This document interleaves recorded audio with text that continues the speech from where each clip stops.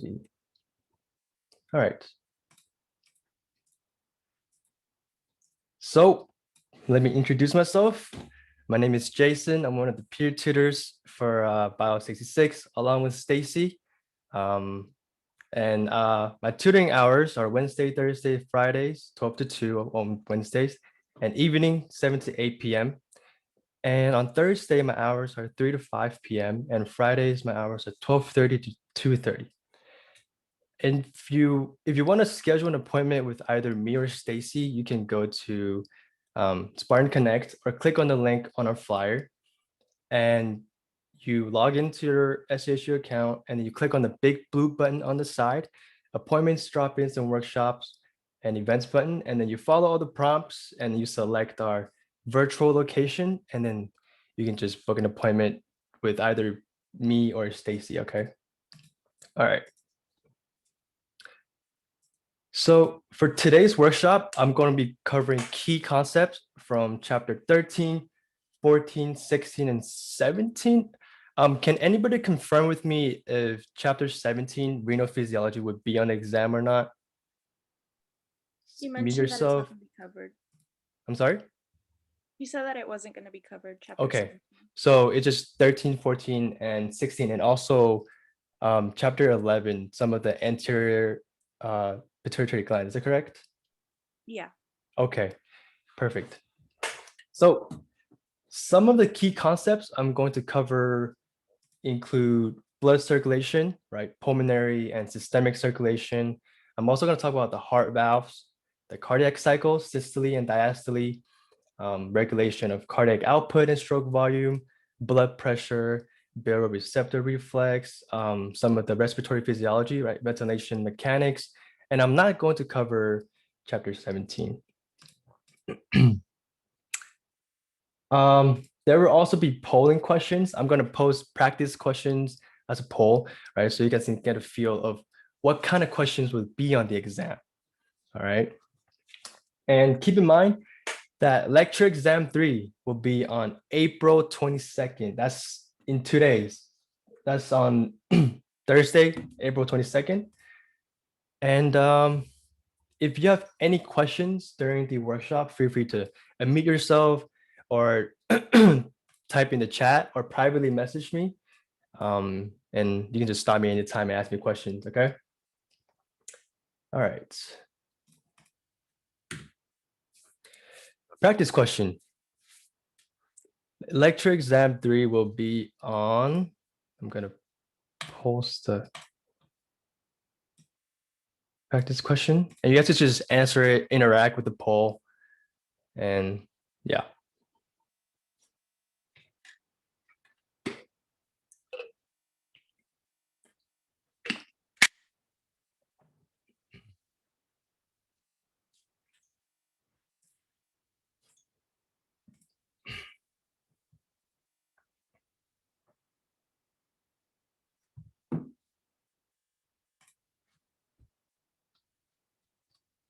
Let me give you guys about a few more seconds.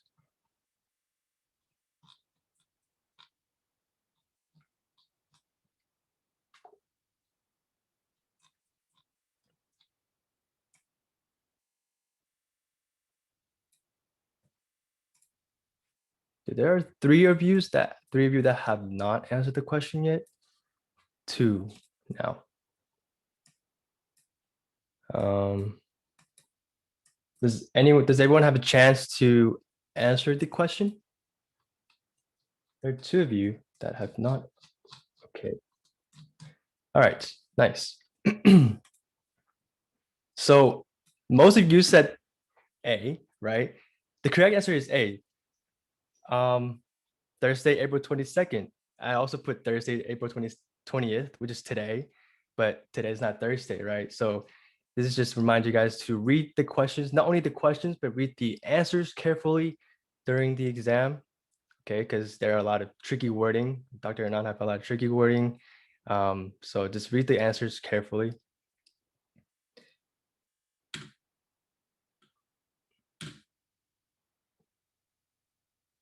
Okay. Chapter 13, blood, heart, and circulation. All right, I'm gonna briefly go over the heart and the circulatory system. Okay, so the circulatory system is an organ system that is made up of blood vessels that carry blood from and away from the heart, away the heart. Sorry. So it's the organ system that carry blood away from and towards the heart. Okay, so it's just the flow of blood pretty much.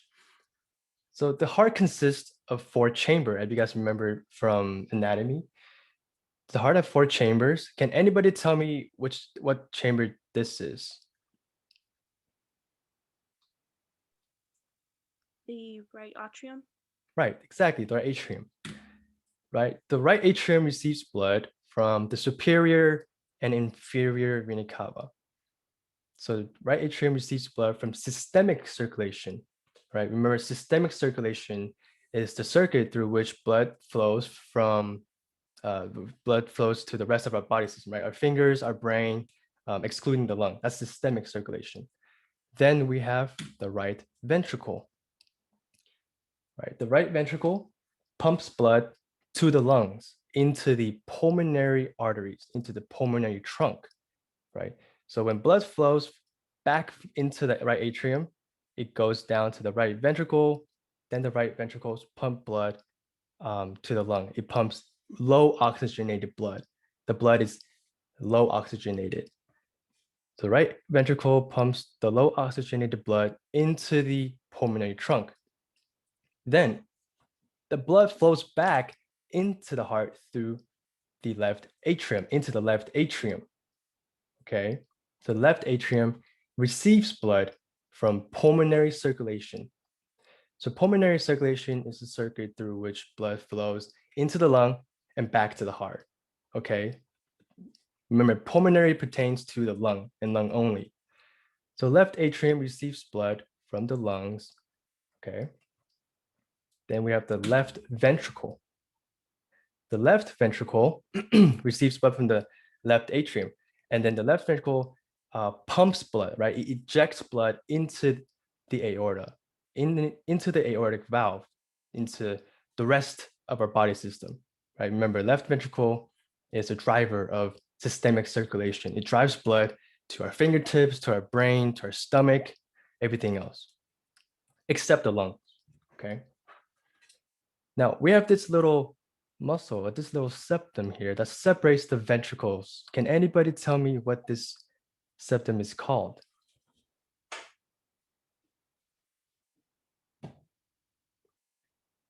Does anybody remember what this septum that separates the ventricles is called? You guys can type in the chat or unmute yourself. Exactly, interventricular septum. Okay, so the interventricular septum separates the two ventricles. All right, remember, inter means between. So it's between the ventricles, hence the name, interventricular septum. Okay, nice.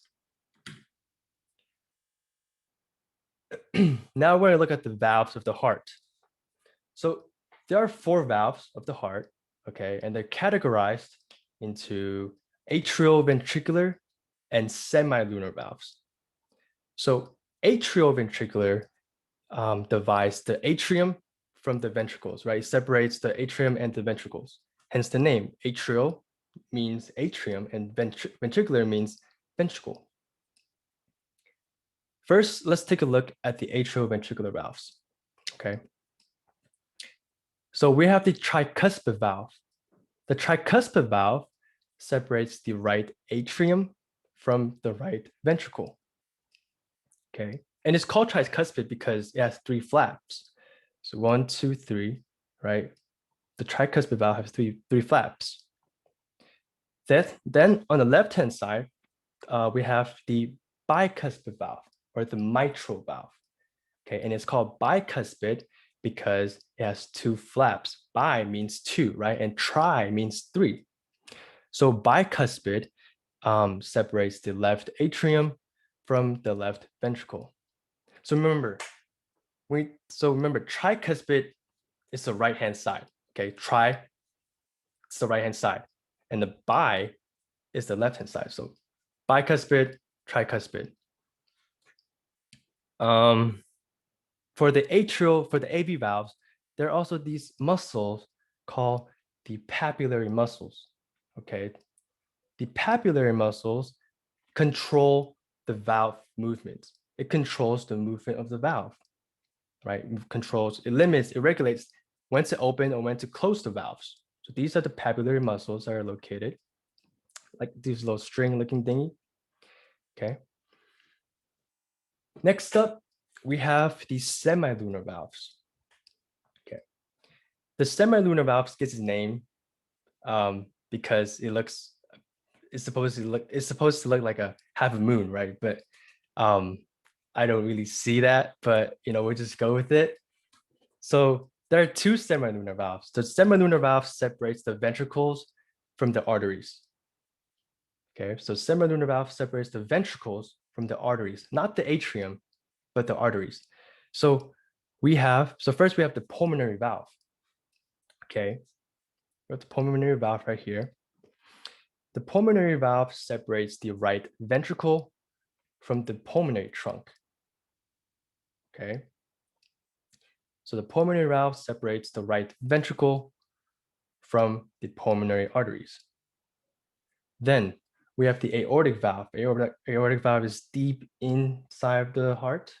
Okay, so the aortic valve separates the left ventricle from the aortic valve, or the aortic arc, sorry, the aorta.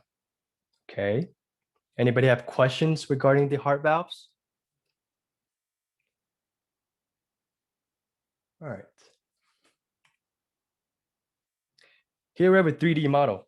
All right, we can see the valves working together. We can see the ventricles working together and the atrium working together, right? Now we can see when the ventricles contract, the AV valve must close, okay? So when the ventricles contract, the AV valve must close, right? Because you don't want blood going back into the atrium. That just causes heart complications, right? So we can see the closing of the tricuspid valve and the closing of the bicuspid valve. All right, and then we can see the semilunar valves in the middle. Okay, you can see the pulmonary valve and the aortic valve.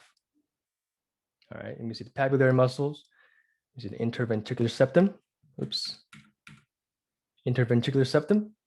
All right. Okay. Practice question.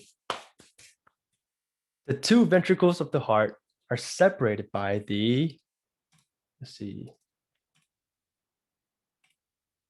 Maybe you guys about a minute or so to answer this question.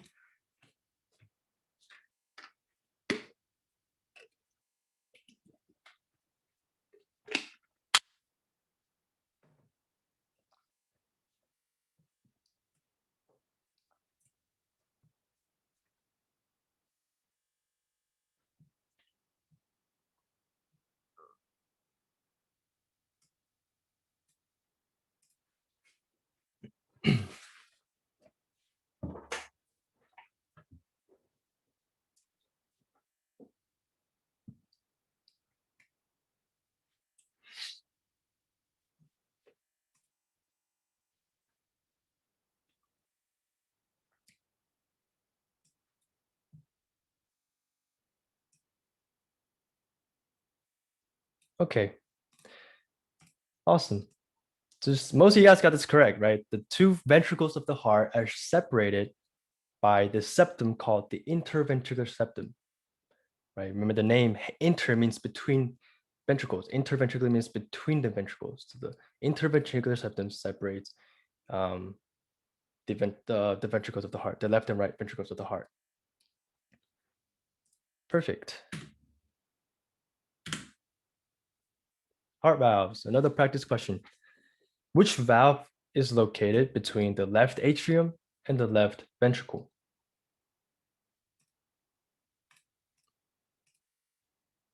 Again, you guys have about a minute or so to answer this question.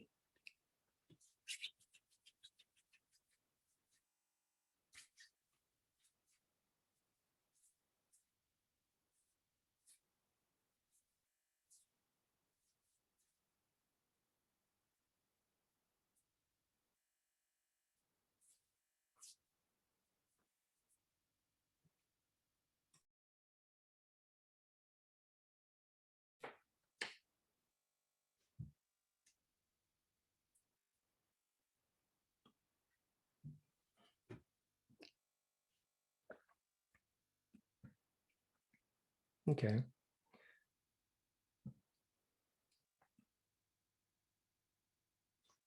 All right.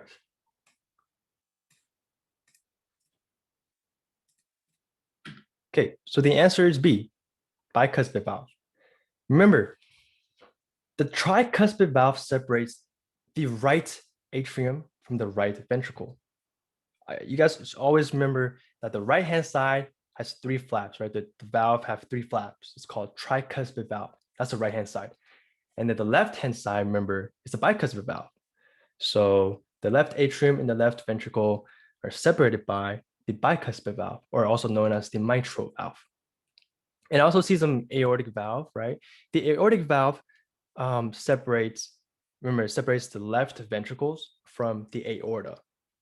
Okay, and whenever we think about when you guys are asked about the chambers of the heart, when you guys the atrium and the ventricles, think about the AV valves, the atrioventricular valves, which are the tricuspid and bicuspid. Okay, and then the semilunar valves, which are the pulmonary and aortic valve, separates the ventricles from the arteries. Got that? So the ventricles separates the arteries, or the valve separates, the semilunar valve separates the left and right ventricle from the pulmonary and aortic artery. Okay. All right. Cardiac cycle. Right. So cardiac cycle is pretty much like how does the heart contract and how does the heart relaxes, right? It's the whole entire phase of the heart beating. Okay. First, we have systole. Okay. So the first phase, the first phase of the cycle is systole. Now, before we go over systole, I want you to, whenever you come across the word systole, I want you to think about the ventricles contracting. Okay, you remember systolic blood pressure? So systole is when the ventricles contract. All right. Also called the isovolumetric contraction, because the ventricles, they contract simultaneously, they contract together. All right. So systole, the first phase of systole is when the ventricles contract, meaning the pressure inside of the ventricles or the pressure inside the ventricles is increasing. The interventricular pressure increases because the ventricles contract.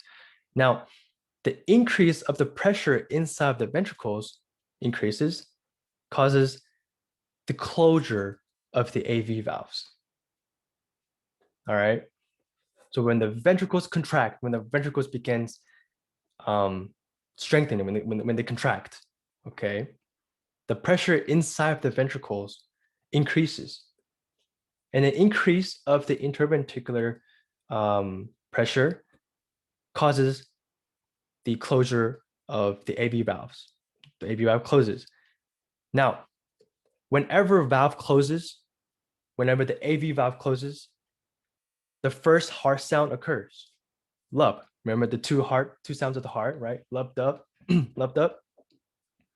So when the AV valve closes, the lub sound occurs, right? The sound doesn't occur because the ventricles contract. The sound doesn't occur because of blood, but the sound occurs because the valve closes. The first sound of the heart, lub, is caused by the closure in AV valves. Okay. Next, when the ventricles begin contraction, right, blood gets pumped into the arteries. Blood gets ejected into the aorta and pulmonary trunk. All right. Now, the total amount of blood that is being pumped out by the ventricles is known as the stroke volume. Stroke volume is the key term, so you guys should remember that. All right, write it down or something. So stroke volume is defined as the total amount of blood that is being pumped out, that is being pushed out, that's being ejected out by the ventricles. Everybody got that? All right. So again, systole is when the ventricles contract. And when ventricles contract, the interventricular pressure increases. And the increase of the pressure causes the AV valve to close because when the ventricles contract, blood cannot flow back into the atrium, right?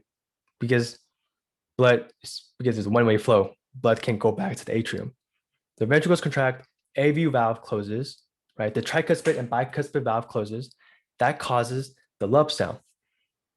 And when the ventricles contract, blood gets pumped into the aorta and pulmonary trunk. And the amount of blood that is being ejected is called stroke volume. All right. Now let's go over diastole. Whenever you come across the word diastole, think about the ventricles relaxing. Okay, which is after the contraction, right? The ventricles need to relax after they contract. And that's exactly what diastole is.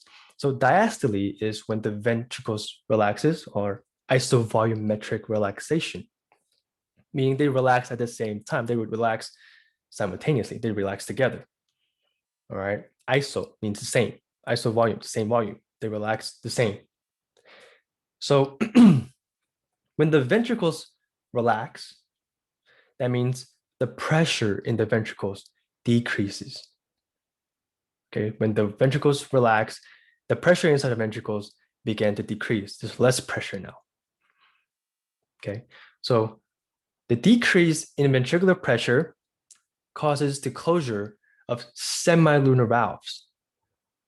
Okay, remember semilunar valves, the pulmonary and aortic valve. Okay, so when the ventricles relax, pressure inside the ventricles decreases, the semilunar valve closes. And the closure in semilunar valve causes the second sound of the heart, which is dub. So closure in the semilunar valve causes the dub sound. And as I've mentioned earlier, the sound of the heart, which is heard by the stethoscope, is caused by the closure of valves, nothing else. All right.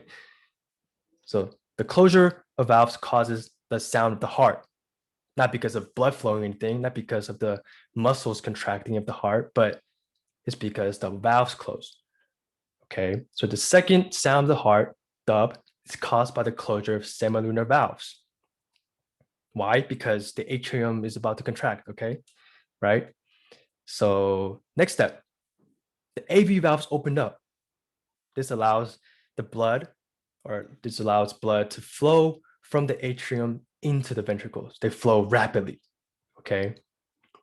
So when the AV valves open, blood just get dropped down into the ventricles. All right. And the final step in diastole is when the atrium pumps the final amount of blood into the ventricles, when the atrium begins contraction. All right. So the final step of diastole is when the atrium contracts and delivers the final amount of blood into the right and left ventricles. Now, we have a key term here called end diastolic volume, right? So which is the volume at the amount of blood that are left in the ventricles before systole, right? So end diastolic volume is the total amount of blood that is inside the ventricles before the contraction of ventricles, before the ventricles begins contraction. The total amount of blood that are being delivered, the final amount of blood inside the ventricles before systole occurs again, before step one occurs again, is called the end diastolic volume. All right. Does anybody have any questions about the cardiac cycle? I have more visuals in the next slide to show you guys. Remember, if you guys have any questions, feel free to ask me about the chat. Oh, also, I would not be covering chapter 11 in my workshop because Dr. Anand just told me that last night you guys would not cover renal physiology and that chapter 11 will also be an exam. So I do not have that prepared, but if we have time at the end of the workshop, I can answer some questions and also have tuning hours tomorrow too. So you guys can come in and ask me questions or just chat with me. All right. And yes, we do upload these recordings. We will record or we will upload this workshop recording onto our CHHS Student Success Center channel on YouTube. And I will post the link on the chat box in a bit or later on. Okay. All right, let's move on. Let's look at systole again, okay? So systole. The first step of systole is when the ventricles contract, right? Remember, the ventricles contract is when systole, or systole is when the ventricles contract. Now, when the ventricles contract, the pressure increases inside the ventricular chambers, right? So when the pressure increases, the AV valve must close, okay? The systole is when the ventricles contract, the AV valve closes, causes the first sound the heart, love. All right. Then blood gets ejected into the arteries, into the pulmonary trunk and the aortic arc. All right. That's systole. Systole is contraction, AV valve closes. All right.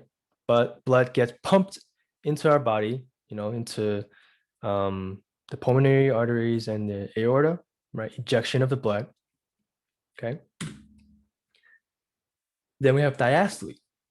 Right. So diastole is when the ventricles contract and the atrium contracting. Diastole is when the ventricles relax. Okay. First, we can see that the ventricles relax, meaning the the pressure inside the ventricles decreases. And then the semilunar valve closes because the atrium is about to contract. So when the atrium contract, blood can't go into the arteries, right? You just can't. Where it cause heart complications. So the semilunar valve closes because of that. Then blood gets filled from the atrium, right? Blood gets filled into the atrium, or the ventricles, sorry. Blood gets filled into the ventricles from the atrium. All right.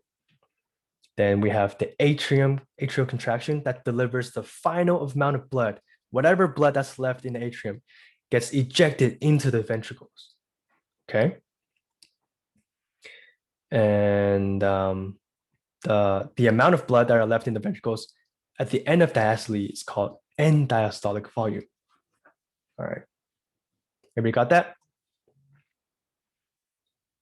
Any questions so far? All right. Practice question. The phase of the cardiac cycle in which the ventricles are relaxing is known as.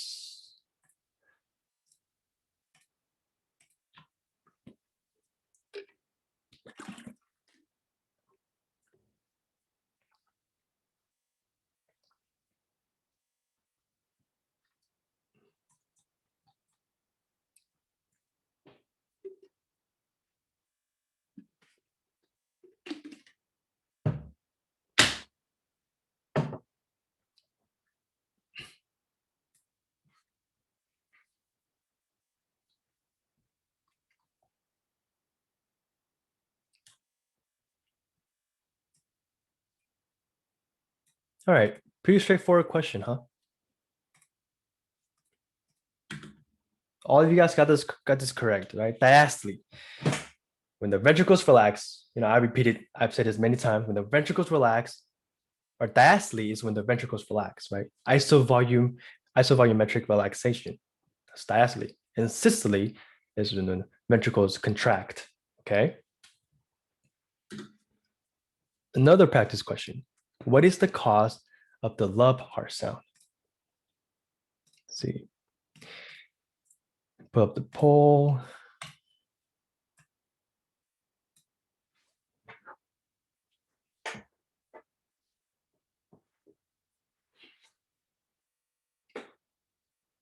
Remember to read the questions and answers carefully, guys.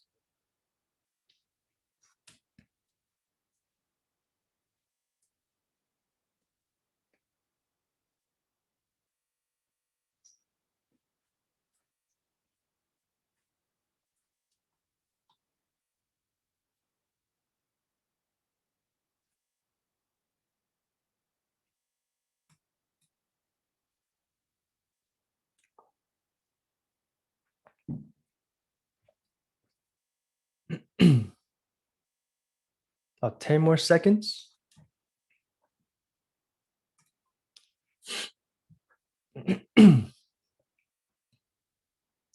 Okay. Now the correct answer is C, closure of the AV valves. Right. I see some students choosing B. Well, so let's go over the answer first. So the cause of the lub heart sound, the lub is the first sound of the heart, right? So the closure or the cause of the heart sound is caused by the AV valve, closure of the AV valves, right? And it's not B because the closure of the semilunar valves causes the second sound, the heart, the. Remember, closure of the AV valves comes first, right? Because the ventricles need to contract, so the AV valves closes, so then blood don't flow back into the atrium. Okay, and that's the first sound of the heart, lub. And the semilunar valves closure of the semilunar valves causes the second sound of the heart, dub. Right? Remember that? Okay. Heartbeat. We haven't went over heartbeat yet, but I'm just gonna ask you guys this question to see what you guys recall about heartbeat. Depolarization of the SA node or the sinoatrial node is directly followed by blank.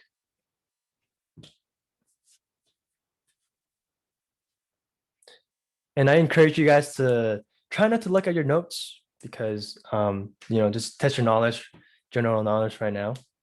See what you guys know about this.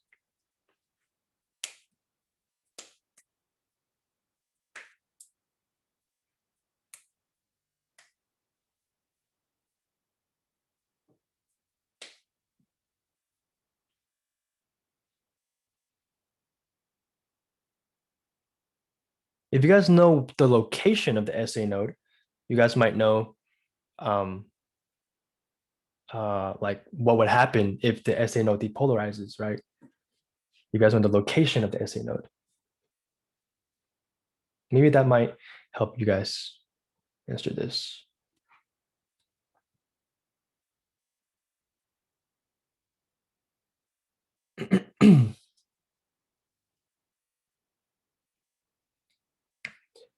Maybe you guys about 10 more seconds.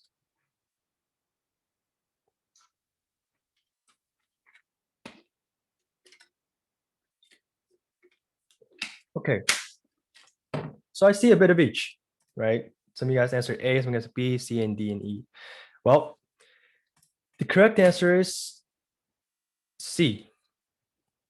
Remember, the SA node is located on top of the atria, right? So the SA node is located right here.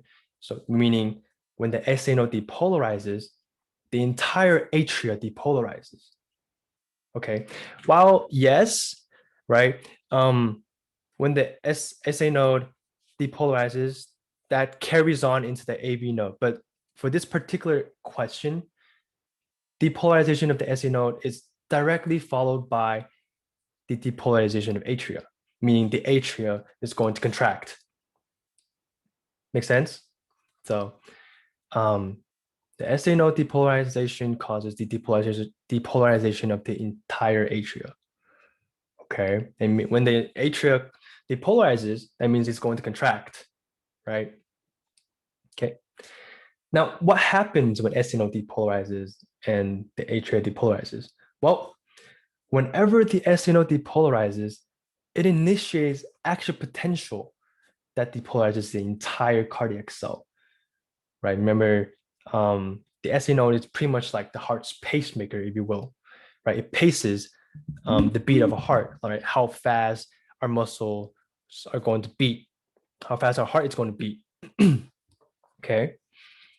So the SA node initiates action potential that gets that sends a signal to the rest of the cardiac cells, right? Depolarizes the rest of the cardiac cells. Okay. Then the AV node carries that action potential from the SA node. Okay. So I see why some of you guys answer B, right? It is true, but for this question, C is the answer, right? The atrium depolarizes, follows SA node depolarization. Okay. So right. So when the SA node depolarizes, initiate action potential to the rest of the cardiac cell, right? So it's kind of like a chain reaction. Okay. And then AV node carries that action potential. Okay. AV node is located right here. All right. So the AV node carries that action potential from the SA node. And then that action potential from the AV node then travels to the ventricles. It travels down. Okay, it travels downwards into the ventricles via this bundle called the bundle of His. All right. So AV node carries that action potential from SA node and then delivers that to the rest of the ventricles through this bundle called the bundle of His.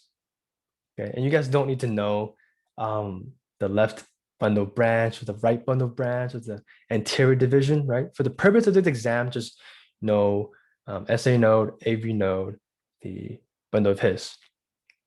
All right. Everybody got that?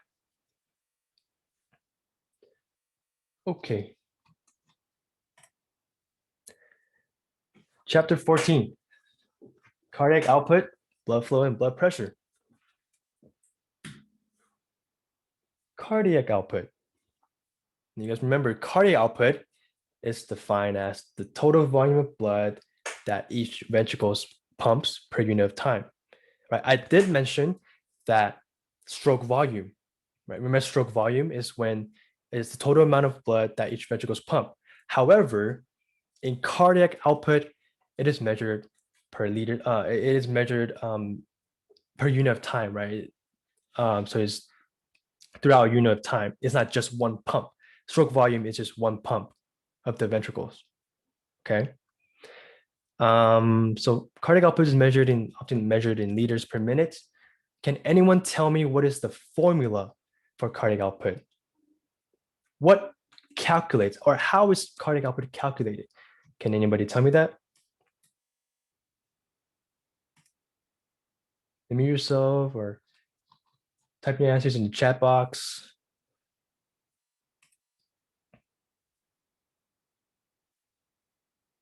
Anybody? Exactly. Right, exactly. So cardiac output equals heart rate times stroke volume, right? We can see that stroke volume play a huge role here, right? And the heart rate also play a huge role. Okay, so so cardiac output equals the heart rate times stroke volume. Okay, meaning in order to regulate cardiac output, you need to do some changes in heart rate and stroke volume, right? So if you want to increase cardiac output, you have to increase heart rate and stroke volume. And if you want to decrease cardiac output, you need to decrease heart rate and stroke volume. Now, we know that heart rate and stroke volume regulates cardiac output, but what regulates heart rate and stroke volume, right? What regulates heart rate and stroke volume? Let's take a closer look. First, I'm going to talk about the regulation of heart rate, all right? Now, there are many factors that influences the rate of a heartbeat, right? Neurotransmitters such as acetylcholine, norepinephrine, or epinephrine all play an important role in regulating how fast a heart beats, okay? Now, in order to decrease heart rate, okay, in order to slow down the beat of a heart, our parasympathetic nervous system, also known as the rest and digest nervous system, right? If you're relaxing, your parasympathetic nervous system would release these neurotransmitter called acetylcholine. All right. So in order to decrease heart rate, acetylcholine is released by the parasympathetic nervous system. Okay. Then this acetylcholine binds to these receptors in SA node called the muscarinic acetylcholine receptors. All right. So the parasympathetic nervous system, or the rest and digest system, releases acetylcholine, And acetylcholine binds to muscarinic acetylcholine receptors in SA node. Now, the result is a slower rate of depolarization, meaning when there's a slower rate, when the rate of depolarization is decreased, it means that our beat would, or our heart would be slower. Make sense? Okay. So remember, in order to decrease heart rate, remember these keywords now. Acetylcholine is released by the rest and digest parasympathetic nervous system that binds to muscarinic acetylcholine receptors in the SA node. In the SA node, right? Not the AV node, not the bundle of His, right? In the SA node, because it's the heart's pacemaker. Okay, the SA node is located in the atrium, right? Paces our heart.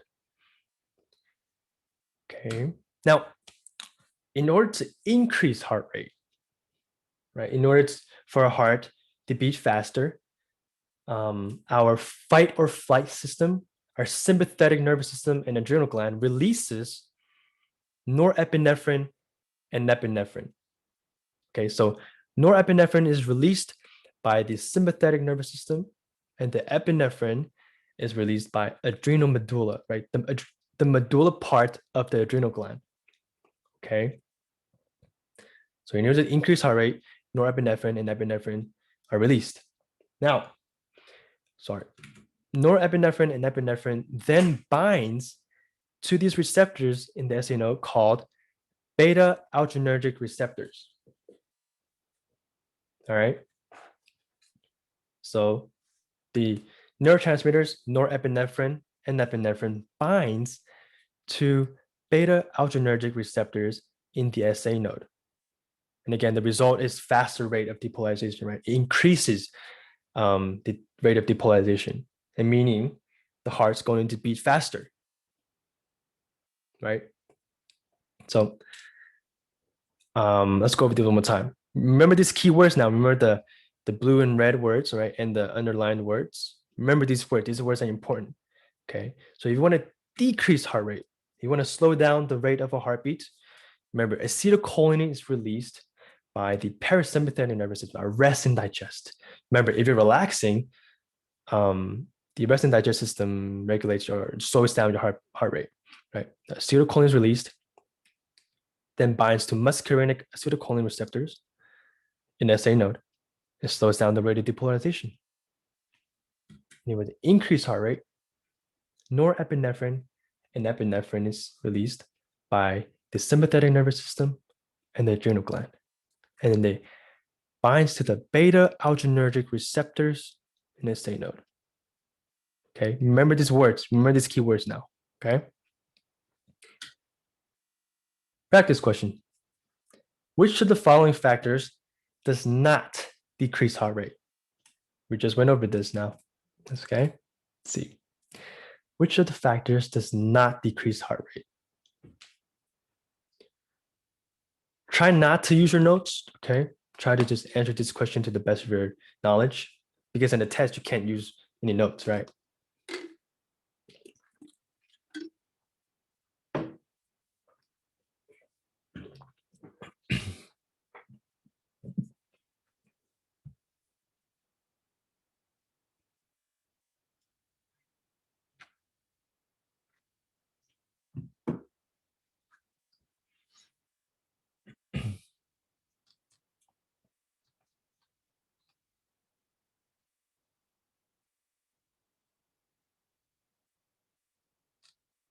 Maybe you guys about 10 more seconds.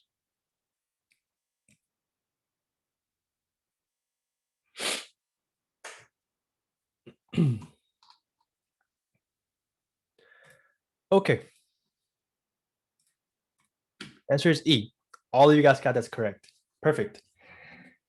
Remember, the factor that decrease heart rate is acetylcholine, right? Remember, acetylcholine is released by our rest and digest parasympathetic nervous system, and it decreases heart rate. All right. And norepinephrine and epinephrine increase our heart rate and is released by the sympathetic nervous system and the adrenal medulla. Okay. right? And acetylcholine binds to muscarinic acetylcholine receptors, and then norepinephrine and epinephrine binds to beta adrenergic receptors. Okay.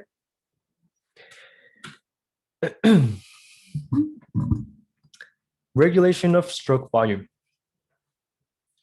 Now, there are three main factors that regulate stroke volume. Okay. First, the end diastolic volume. Remember, end diastolic volume is the volume, or it's the total amount of blood that are left inside of our ventricles prior to systole, or prior to the ventricles contracting again, right?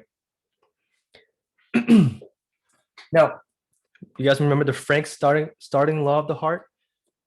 So Frank Starling law of the heart states that if there are more blood inside of the ventricles at the end of diastole, if there is a higher end diastolic volume and there's more blood in the ventricles, it's going to stretch the ventricles, right? If there's more blood inside the ventricles, it's going to stretch the ventricles. So the ventricles is going to have an optimal stretch, meaning there's going to be optimal alignment between the myosin and actin.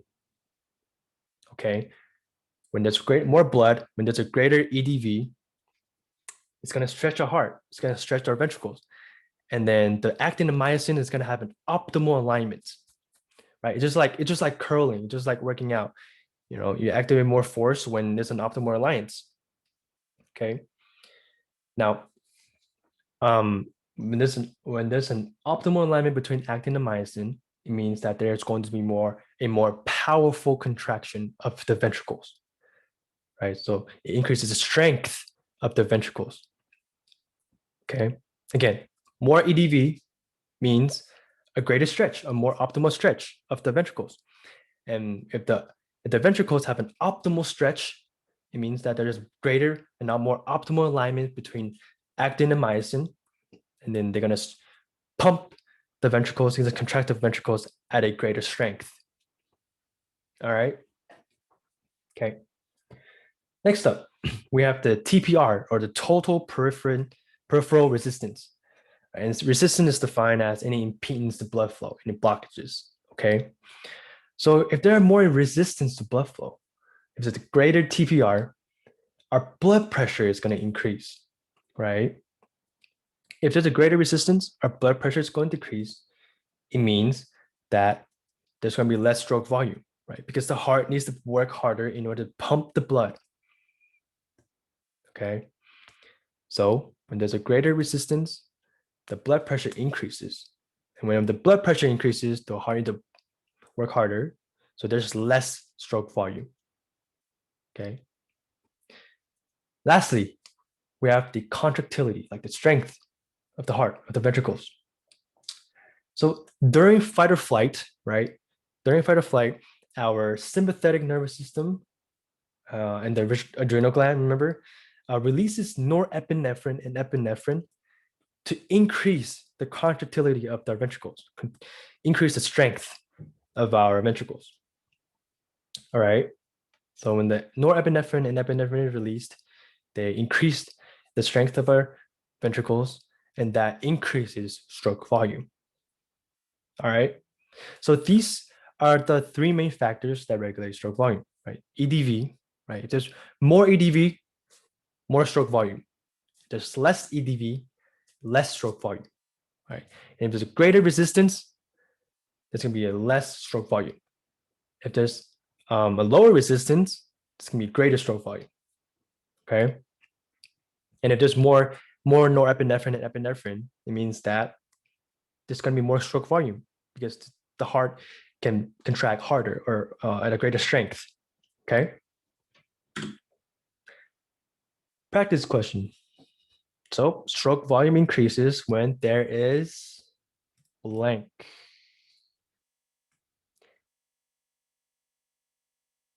Let's have about a minute or so.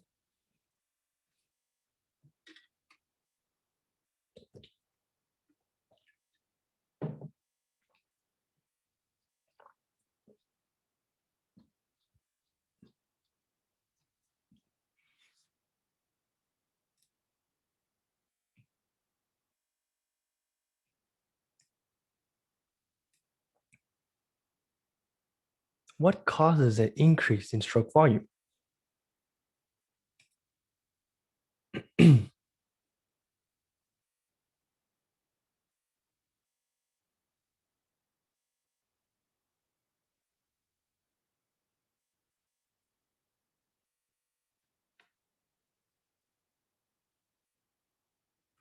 You guys about 10 more seconds.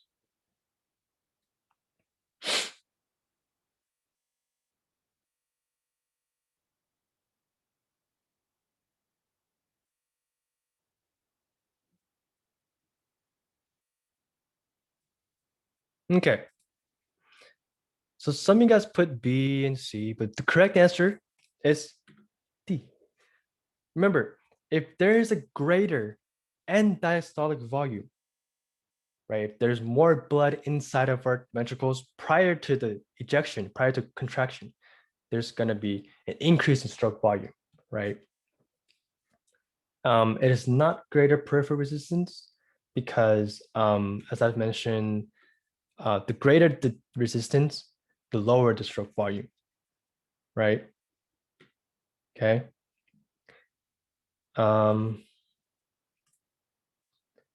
Okay.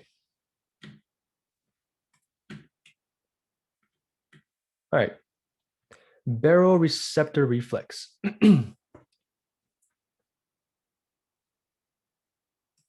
All right. Let's take a look at baroreceptor reflex. Okay. So what are baroreceptors?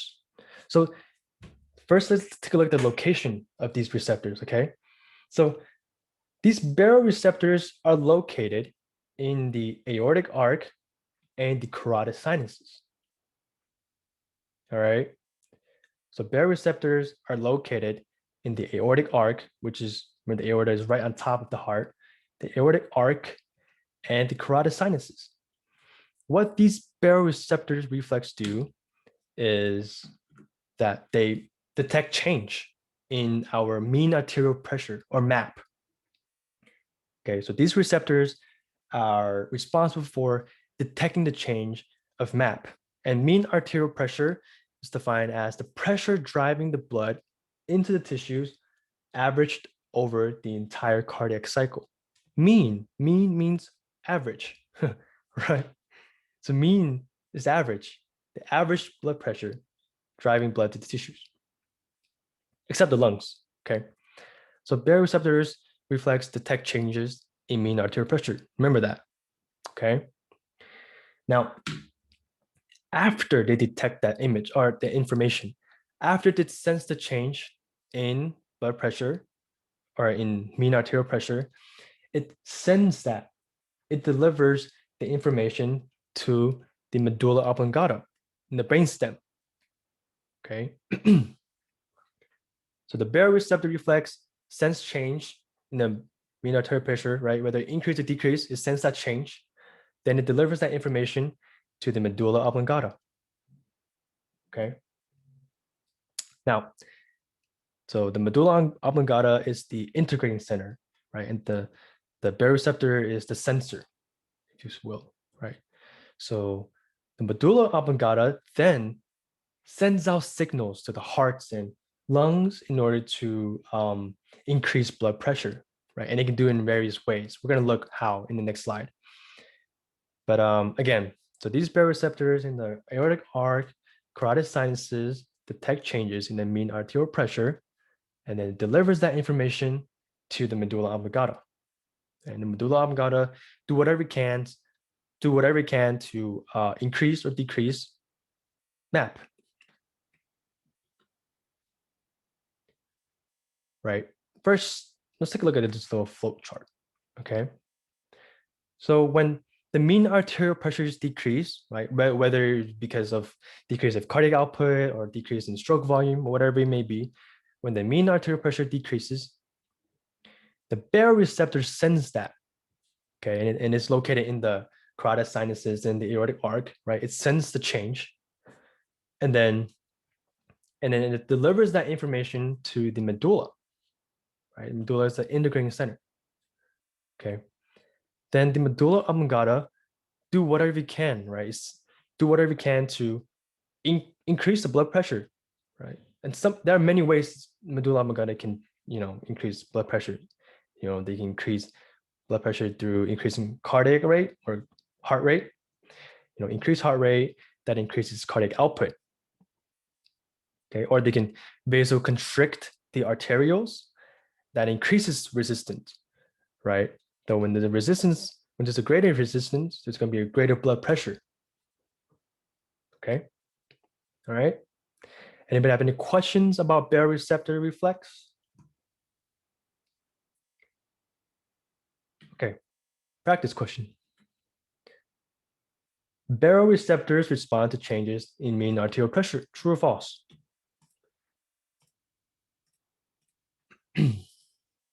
What, 30 seconds for you guys to do this? All right.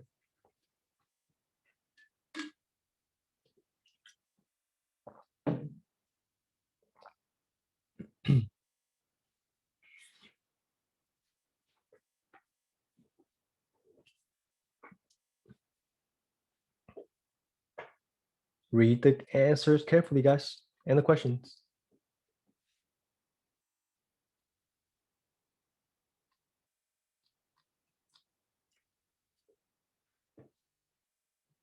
Okay, guys, 10 more seconds.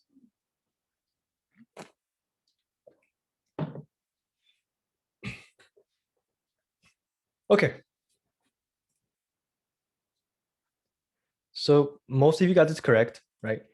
Baroreceptors do respond changes. Okay, they sense the change. They responded, and then it sends that, or it delivers that information to medulla, right? The baroreceptors, they sense the information, right, in the mean arterial pressure, and then it gives that information to the medulla. Okay, so the answer is true. Okay, respiratory physiology. All right. So let's go over a brief overview of the structures of the respiratory system. Okay. So we can see that the respiratory system consists of the nose, the mouth, the pharynx, the larynx, right, our vocal box, our trachea, the bronchus, bronchioles, the respiratory bronchioles, and alveolar sacs. Okay, this is just a brief overview. We can see that it's like a branching system, right? It's very in-depth and very complex. Now, our respiratory system is divided into three zones. All right. First, we have the upper airways. Okay, and the upper airways is pretty much just everything above our throat. Okay, everything above our throat.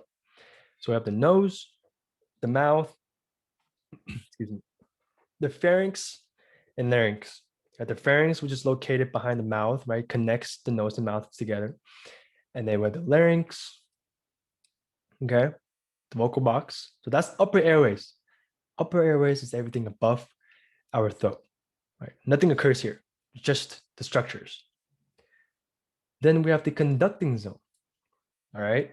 So the conducting zone is a zone where the air gets humidified and filtered, okay? So the conducting zone is where the air that we breathe in is humidified and filtered and cleaned and warmed, okay? Now, in the conducting zone, there are no gas exchange occurs yet. Nothing occurs. It's just, they just humidify it and filters it, right? No gas exchange occurs. In the conducting zone is from the mouth to the terminal bronchioles, right? Terminal bronchioles is pretty much this right here, right? So this is the respiratory bronchioles, this is the alveolar sacs, and the terminal bronchioles is before the respiratory bronchioles, okay? The conducting zone is from the mouth to terminal bronchioles. No gas exchange. It's just humidifying and filtering air. Then we have the respiratory zone. Now, the respiratory zone is where gas exchange occurs. Okay, the respiratory zone is where the gas exchange between air and blood occurs. And the respiratory zone consists of the respiratory bronchioles and the alveolar sacs. Okay, and there are some alveolar sacs that are attached to the duct of respiratory bronchioles, but you can't see here, but they're certainly there. So respiratory zone is where gas exchange occurs. Okay. And then we can also see the diaphragm, right? Diaphragm attaches to the lung, right? And it's the most important muscle that facilitate and control our breathing and our ventilation mechanics. All right. So just a brief overview. Let's see. Okay, ventilation mechanics.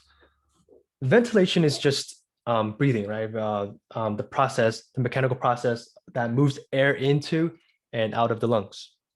Okay. Now, but how does this process work? How does ventilation work? How does breathing work? Well, remember, air moves from a region of high pressure to a region of low pressure. Okay. So air moves from a region of high pressure to a region of low pressure. Right? It's a passive movement. It's very passive. Remember osmosis? You guys remember osmosis? Right? The movement of water is very similar to air. Right? The movement of water moves from a region where there's a lot of water to a region where there's little water. Or in other words, water moves from a concentration with low solutes to a concentration with high concentration of solutes, right? Area with high concentration of solutes. So, osmosis is very similar to ventilation mechanics. They're completely different, but they have similar concept, right? Air moves from a region of high pressure to a region of low pressure. And the water moves from a region where there's a lot of water to a region there's little amount of water, right? Homeostasis, to balance things out. Now, let's go over some key terms that I'll be using. All right. So P-alph and P-ATM. So P-alph, it's pretty much the pressure inside of our lungs, right? P-alph is the pressure of our alveolars, the intra-alveolar pressure, right? Think about when we see P-alph, think about the pressure inside of our lungs, okay? And when you see P-ATM, which is atmospheric pressure, think about the pressure in the external environment, the pressure outside of our lungs. Got that? So P-alph is the pressure inside of a lung. P-ATM is the pressure outside of the lungs. Okay. Now, in order for us to inhale, in order for inspiration to occur, P-alph needs to be lower than atmospheric pressure, right? Alveolar pressure needs to be lower than atmospheric pressure, because if we want air to enter our lungs, the air outside of the lungs, right? The atmospheric pressure has to be greater than the air inside or the pressure inside of the lungs, or alveolar pressure, so that air can move from atmospheric pressure where there's higher pressure region to the region where it's low pressure. Okay, so alveolar pressure needs to be lower than atmospheric pressure. Okay, now in order for us to expire, in order for us to exhale, alveolar pressure needs to be greater than atmospheric pressure. Make sense? Because remember, air moves from high pressure region to low pressure region. So if you want air to exit our lung into the external environment, alveolar pressure needs to be greater than atmospheric pressure. Okay. All right. Let's see. Let's get a closer look. As I've mentioned, alveolar pressure needs to be lower than atmospheric pressure in order for air to enter our lung. But what causes the change in alveolar pressure, right? What does our lung do? What does the muscles of our lung do that decreases alveolar pressure? What factors decreases alveolar pressure? Well, there are 5 processes to inspiration or inhale. First, the diaphragm underneath the lungs, which attaches to the lung, needs to contract, as well as the thoracic cage, right? So think about diaphragm. When the diaphragm contracts, it sort of drags down, right? It shortens, it pulls down the lung. The contraction of the diaphragm pulls down the lung, and right, and the contraction of the muscles of the thoracic cage contracts as well. That opens up a rib cage. Okay, so when the diaphragm contracts, it sort of pulls down our lung, and then when the muscles of our thoracic cage, our intercostal muscles contract, it opens up our rib cage. That increases our lung volume. Okay, so when the diaphragm contracts, it drags onto the lung, right? Because it's elastic. So it increases the lung volume, right? And it expands the thoracic cage. It expands our rib cage. Now, when lung volume increases, when the volume of the lung increases, the pressure inside the lungs decreases. Alveolar pressure decreases, okay? Again, diaphragm contracts, pulls down the lung, thoracic cage expands, lung volume increases. And the alveolar pressure is decreased because of the increase in volume, right? If there's more volume, there's less pressure, right? Now, because our alveolar pressure is decreasing now, then because the alveolar pressure is decreasing, the alveolar pressure is lower than atmospheric pressure. Make sense? The increase in lung volume decreases alveolar pressure, and which causes the alveolar pressure to be less than atmospheric pressure. So the pressure outside of the lungs is greater than the pressure inside of the lungs. So air flows into the lung. Okay. Everybody got that? Air flows into the lung because pressure outside the lung is greater than the pressure inside the lungs. Okay. Now let's take a look at expiration or exhaling. Remember, in order to exhale, the pressure inside of the lungs needs to be greater than the pressure outside of the lung or the external environment. Okay. But what does our lung do? Like, what does the muscles of our lung do in order to increase alveolar pressure? Well, similar to inspiration, right? It involves the diaphragm and the intercostal muscles, right? The muscles of our rib cage. Now, this time around, those muscles relaxes. Okay. So think about, so when the diaphragm contracts, it pulls down the lung, right? It increases lung volume. But when it relaxes, think about it pushing the lungs upwards.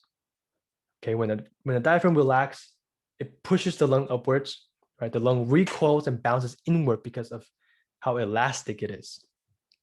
Okay, so when the diaphragm relaxes, it pushes the lung, and when the intercostal muscles relax, it kind of like decreases volume of our ribs, right? It pushes our rib cage inwards. Okay, now obviously when the lung recoils inwards, when it gets smaller, when the lungs get smaller, there's a the lung volumes gets reduced. Okay, so the lung volume gets reduced, and the reducing the volume results in the increased of alveolar pressure. Make sense? So again, when the diaphragm relax and when the intercostal muscles relax, it sort of decreases our lung volume, right? The lung is recoiled inwards because of how elastic it is, right? The lung recoils inward, it bounces inward, and that kind of reduces the lung volume. And remember, when the volume is reduced, the pressure inside of a lung increases. Now, when the alveolar pressure increase, when the pressure inside of a lung increase, that will be greater than the external environment, right? So the alveolar pressure now is greater than atmospheric pressure. Then remember, air flows from a region of high pressure to a region of low pressure, right? So air flows out of the lung because alveolar pressure is greater than atmospheric pressure. Okay, I'm going to go over this chart one more time. So inspiration, right? when you inhale, the diaphragm contracts and the intercostal muscles also contracts, so it expands the rib cage, expands the lung, so the lung volume is increased, and then that decreases the alveolar pressure, that decreases the volume inside of the pressure inside of our lungs. So when the alveolar pressure is less than that of atmospheric pressure, air flows into the lung, right? Because the pressure outside of our in the external environment outside of our lung is greater than the pressure inside of our lungs, then the air will flow into our lungs. Okay, and vice versa. In order for us to expire, in order for us to exhale, the diaphragm needs to relax, right? And the intercostal muscles need to relax, and the relaxation kind of pushes the lung upwards or inwards. Okay, and that reduces lung volume, and that results in a greater alveolar pressure, greater pressure inside our lungs. So, all right, so air flows out of the lungs. Make sense? Okay. Let's take another look right here. All right, so we can see that diaphragm contracting, the lung is increasing, right? So when the diaphragm contracts, look closely now, when the diaphragm contracts, it expands, right? It pulls down the lung. Okay, again, when a diaphragm contracts, pulls down the lung, this increases lung volume. Okay, and then when the lung volume is increased, alveolar pressure is decreased. Okay, so the air moves into our lung. And vice versa, look closely. When the diaphragm relaxes, look, this is contracting. When it relaxes, the lung gets recoiled inwards, right? It recoils upward. It bounces inwards, right? And when it bounces inward, it means the volume of the lung is decreased, or sorry, increased. Oh, sorry, no. The volume increased, but the pressure is increased. All right. The pressure increased, then the pressure is the alveolar pressure is greater than atmospheric pressure, so air will flow out. That's expiring. Okay, expiration. Okay, practice question. Oops. All right, practice question. When the diaphragm contracts, what happens? Let's see.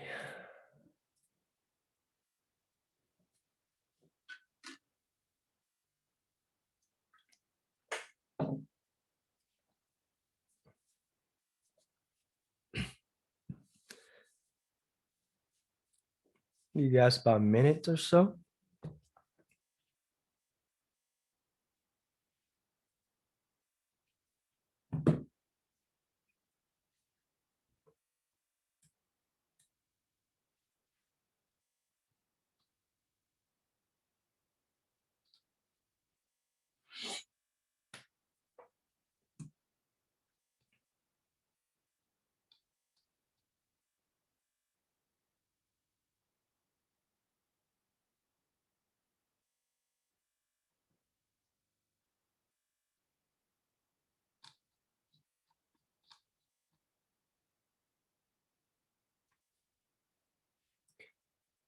You guys 10 more seconds.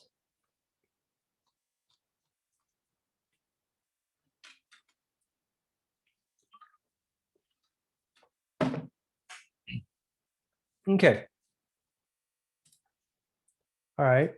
Most of you guys said B, right? And the correct answer is B. So when the diaphragm contracts, remember, when the diaphragm contracts, it pulls down the lung. Diaphragm contracts, it pulls down the lung. That means the lung volume is increased, right? And when the lung volume is increased, alveolar pressure decreases. That means the pressure of the lungs, the pressure inside of the lungs decreases because of the increase in volume. Okay. Some of you choose all of the above. That's not quite the answer, right? So when the diaphragm contracts, the thoracic cavity or the thoracic cage increases in volume, right? It increases in volume. When the diaphragm contracts and our intercostal muscles expand, right? Our thoracic cage expands, so it increases in volume. So it's not A. And as I mentioned, lung volume increases when the diaphragm contracts because it kind of like expands our cavity our thoracic cavity, and it pulls down the lungs, so it increases lung volume, right? And it's not air does not get expired, air get inspired, right? Because when alveolar pressure decreases, when alveolar pressure is less than the external environment, when the pressure inside our lung is less than the pressure outside our lungs, the air is going to flow inside into our lung, right? Because the air outside our lungs is greater than pressure inside our lungs. So air is inspired or inhaled. Okay. Next question. Air moves from a region of blank to a region of blank. All right. And I repeated this many times, so hopefully you guys get this correct. Think about osmosis, guys, right? Similar concepts.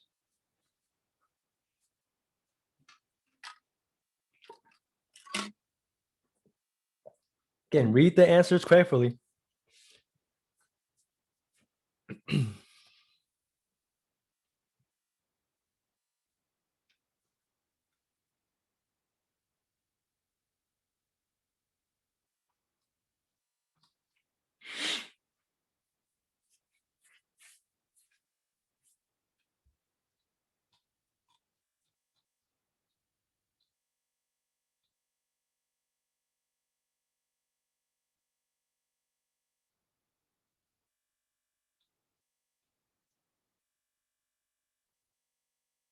You guys about 10 more seconds.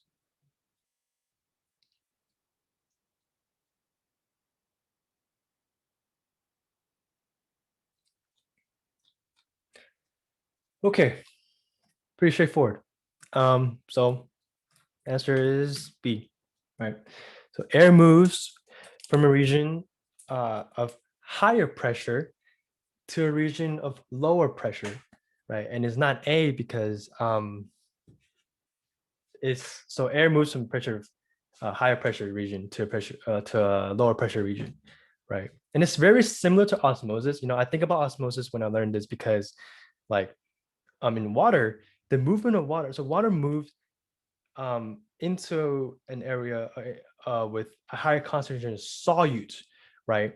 And when there's higher concentration of a solute, it means that there's less water. So I thought about it oppositely. So water moves from an area of where there's a lot of water to an area where there's less water, right? Less water because there's higher amount of solutes. And it's very similar to air because air moves from a region where there's higher pressure to a region where there's lower pressure. Make sense? Is there any questions about ventilation mechanics? Okay. I do have chapter 17 prepared, but I know you guys it won't be on the exam, so I'm just gonna skip through it. So that is it for my workshop, right? I'm gonna go over some of the tips for you guys. You guys study for this exam. Remember, the exam is on Thursday, right? It's in 2 days, April 22nd.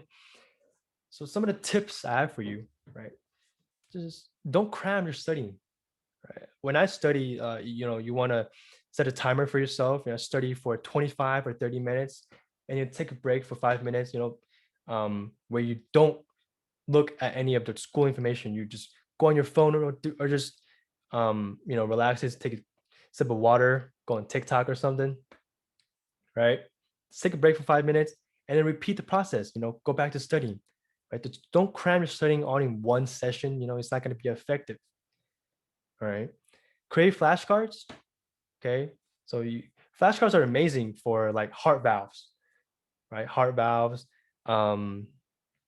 cardiac cycle, systole and diastole. When does the first heart sound occur and when does the second heart sound occur, right? Because closure, AV valves, closure of the semilunar valves. Study with your lab partners, right? Study with friends. Set up, virtual study sessions on Zoom or FaceTime, right? Because if you don't understand something, your friend might knows it, right? Or your classroom might knows it, right? And it helps you beat procrastination, right? I mean, sometimes when I study with friends, I just, chat with them, but hopefully you guys would take advantage of group study sessions. Okay. Avoid distractions, right? Put your phone in do not disturb mode. Right, pretty straightforward. Let's see, is there anything else? Let me think. Are there any questions about the workshop?